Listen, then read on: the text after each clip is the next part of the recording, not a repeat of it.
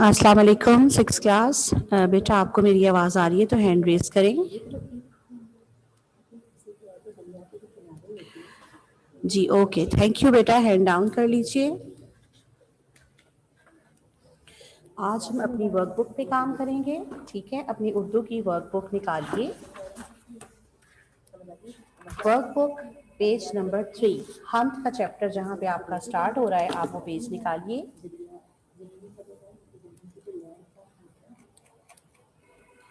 कल कुछ बच्चों ने एंड पे मुझसे रिक्वेस्ट की थी कि टीचर हमारी लाइट नहीं थी, लाइट लेट आई है जिसकी वजह से वो क्लास नहीं ले सके। तो बेटा उनके लिए मैं बस थोड़ी देर के लिए एमसीक्यूज शो कर रही हूँ। आप जल्दी से अपने एमसीक्यूज नोट कर लीजिए ताकि मैं आपको आगे वर्कबुक के ऊपर काम करा सकूँ।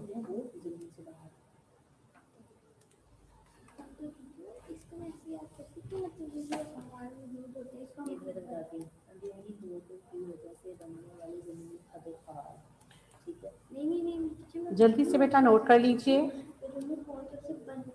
नहीं हमारे से किसी ने की लैंग्वेज समझते हैं, कल मैंने सुना। फर्स्ट वाले में खुशनुमाई को टिक कीजिए। बे पार्ट में आप दानों से फोर्थ ऑप्शन को टिक कीजिए। और आगे नेक्स्ट है सफाई और फोर्थ वाले में है डाली, इनको कर लीजिए।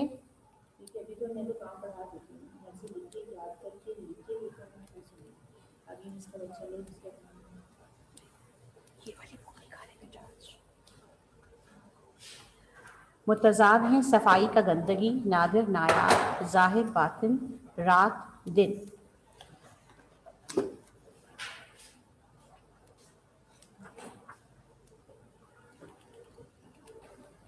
आगे देख लीजिए बेटा, ये सेंटेंसेस आपके सामने मिसरे हैं। आप ये मिसरे अपनी बुक में से नज़्म से देख के भी मुकम्मल कर सकते हैं। आपने चूँकि नज़्म पढ़ी है तो आप खुद से भी इनको मुकम्मल कर सकते हैं। नन्ही कलियां चटक रही हैं, दिन को बख्शी अजब सफाई, हिकमत से नहीं है कोई खाली, मेवे से लदी हुई है डाली, तारों भरी रात क्या बनाई। आगे कॉलम देखिए।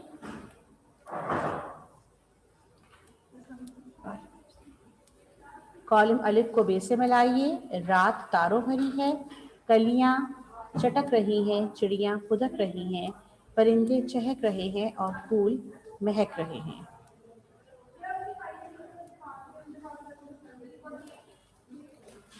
जी बेटा, आगे अपनी वर्कबुक खोलिए। वर्कबुक पे आपके सबसे पहले जो हैं वो अल्फाज मानी हैं।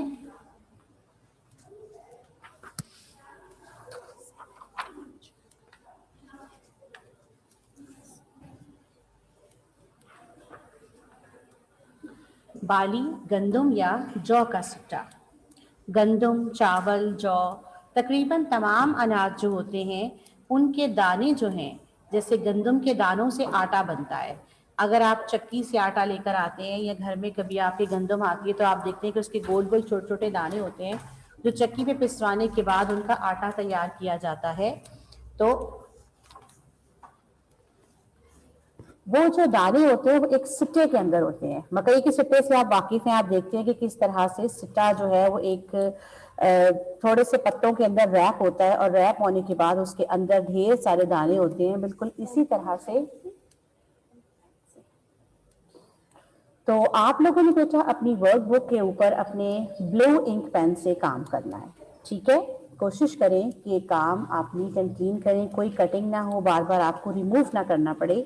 इसलिए बेटा आराम आराम से मैं आपको स्क्रीन के ऊपर काम शो कराऊंगी और आप मेरे साथ साथ कोशिश करें कि आपकी वर्कबुक का काम मुकम्मल हो जाए।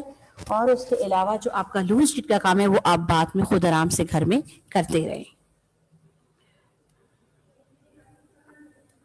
बहुत से बच्चे हैंड रेज कर रहे हैं। बेटा मैं आपको थोड़ी देर के बाद आपसे बात करूंगी, अभी मैं लेक्चर स्टार्ट होते साथ ही आपके साथ बात नहीं कर सकती, ठीक है जी। बाली गंदम या जौ का सिट्टा, बसाना आबाद करना, परिंदा, ये लफ्ज है बेटा परिंद, ठीक है। हे को कट कर दीजिए, आपकी नज्म के अंदर लफ्ज है परिंद और इसके मानी है परिंदा, ٹھیک ہے, ہے کو کٹ کر دیں یا وائٹنر کر دیں اس کے اوپر. لفظ ہے پرند, جو کہ آپ کی نظم کے مصرے میں شامل ہوا ہے.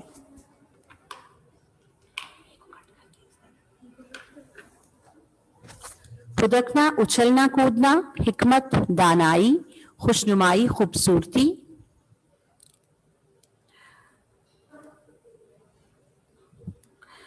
ڈالی شاخ, عطر خوشبو, قادر قدرت والا, کبھی مضبوط, نادر نایاب, نرالی انوکھی.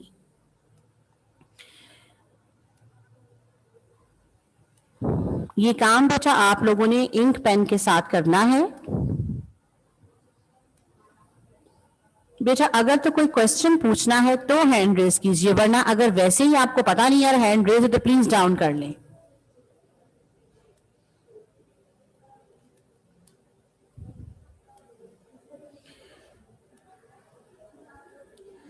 سوال نمبر 1 ہے کہ حمد کس نظم کو کہتے ہیں. اس کا جواب دیکھیے اسکرین پہ آپ کے سامنے ہے. ایسی نظم جس میں اللہ تعالیٰ کی تعریف بیان کی جائے اسے حمد کہتے ہیں.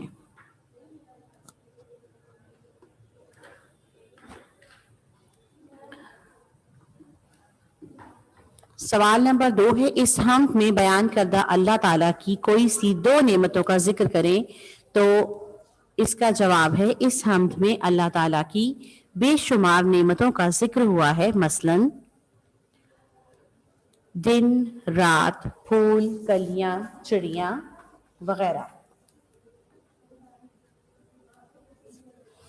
مثلاً پھل, پھول, کلیاں, چڑیاں, دن اور رات وغیرہ. سوال میں 2 کہا تھا لیکن ظاہر سی بات ہے 2 تو بہت کم ہے, اس لیے جتنی بھی آپ کو نظم آپ نے پڑھی ہے آپ کو جو یاد ہو جائیں ایزیلی, مطلب آپ 4 یا 5, اللہ تعالیٰ کی تو بے شمار نعمتیں ہم ان کو گن ہی نہیں سکتے. تو نظم میں بھی کافی زیادہ نعمتوں کا ذکر ہوا ہے, تو ہم اس میں اپنی طرف سے زیادہ نعمتیں بھی لکھ سکتے ہیں.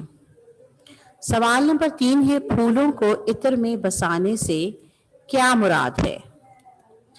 پھولوں کو عطر میں بسانے سے مراد پھولوں میں خوشبو پیدا کرنا ہے. عطر کے نام سے آپ واقف ہوں گے, جیسے پرفیومز وغیرہ ہوتے ہیں, عطر جو ہوتا ہے وہ پرفیوم سے بھی زیادہ اس کی خوشبو تیز ہوتی ہے. تو آپ کو پتا ہے کہ اب ہم کوئی پھول جب توڑتے ہیں اور اس کو نہ بھی سونگھیں تو اس کی ہلکی ہلکی خوشبو جو ہے وہ ہمیں محسوس ہوتی ہے, لیکن جب سونگھتے ہیں تو بہت اچھی اور پیاری پیاری خوشبو جو ہے وہ ہمیں ملتی ہے اس پھول سے. تو اللہ تعالیٰ نے پھولوں میں جو خوشبو ڈالی ہے عطر میں بسانے سے یہ مراد ہے. کوی و قادر کا کیا مطلب ہے. یہ اللہ تعالیٰ کے صفاتی نام ہیں.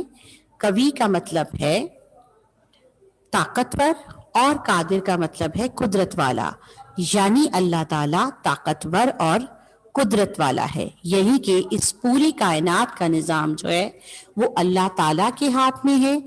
اس کائنات میں موجود ہر مخلوق اور ہر چیز سے زیادہ وہ طاقتور ہے اور ہر چیز پر قدرت رکھتا ہے, یعنی کہ وہ جو چاہے اس پوری کائنات میں وہ کر سکتا ہے. اس کائنات کے علاوہ بھی اور جو دنیایں ہیں, سیارے ہیں, ہر جگہ پر اللہ تعالیٰ کی حکمرانی ہے. وہ جو چاہیں اللہ تعالیٰ وہ کر سکتے ہیں, یعنی کہ ہر چیز اللہ تعالیٰ کے قبضہ قدرت میں ہے.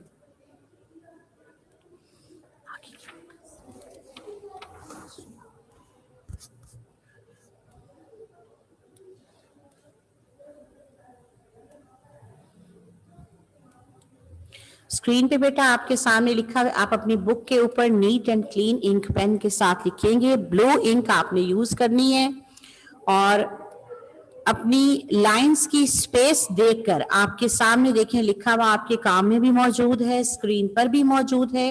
اس کے مطابق آپ نے اپنی رائٹنگ جو ہے وہ نارمل سائز کی رکھنی ہے. ٹھیک ہے, کچھ بچے بہت چھوٹا لکھتے ہیں یا کچھ بہت بڑا لکھتے ہیں, تو آپ نے بیٹا ایک درمیانہ سا جو سائز ہوتا ہے نا اس کے اندر آپ نے لکھنا ہے, نہ بہت چھوٹا لکھنا ہے نہ بہت بڑا لکھنا ہے. ٹھیک ہے, اور گھر میں آپ نے جو کام آپ نے سبمٹ کروانا ہے اس کے علاوہ بھی آپ نے بیٹا گھر میں کوئی گیم کھیلتے ہوئے کچھ بھی آپ نے اپنا انک پین کا استعمال جو ہے وہ ضرور کرنا ہے، ٹھیک ہے؟ کیونکہ انک پین جتنا زیادہ آپ اس سے لکھیں گے استعمال کریں گے تو آپ کی رائٹنگ اچھی ہوگی اور آپ کی سپیڈ بنے گی۔